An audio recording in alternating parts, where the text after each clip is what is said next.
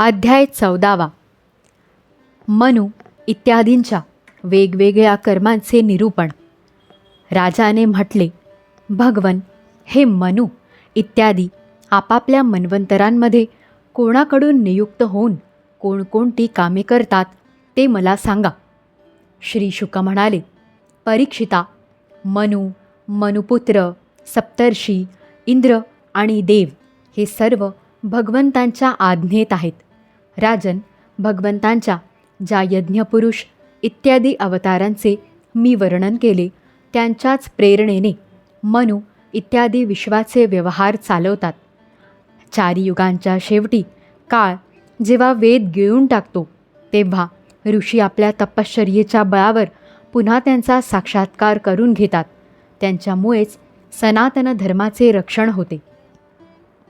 राजन, भगवंतांच्या प्रेरणेने आपापल्या मन्वंतरात अतिशय दक्षतेने सर्व मनू पृथ्वीवर 4 चरणांनी परिपूर्ण अशा धर्माचा प्रसार करतात. संपूर्ण मन्वंतरांमध्ये मनुपुत्र देशकालानुसार प्रजापालन करतात.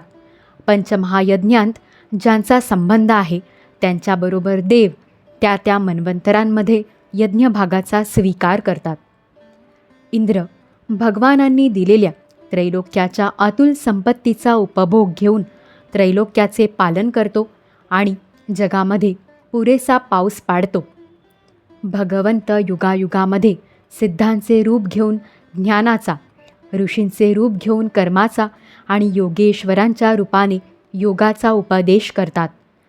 ते प्रजापतींच्या रूपाने सृष्टी उत्पन्न करतात, राजाच्या रूपाने लुटारूंचा वध करतात आणि वेगवेगळ्या गुणांनी युक्त अशा काळरूपाने सर्वांचा संहार करतात.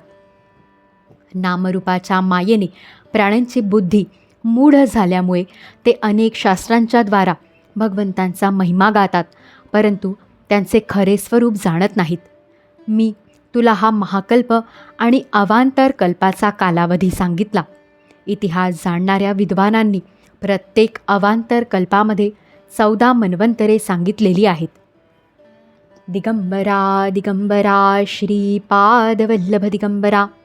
अध्याय 14 समाप्त. श्री सद्गुरु चरणारविंदार्पितमस्तु.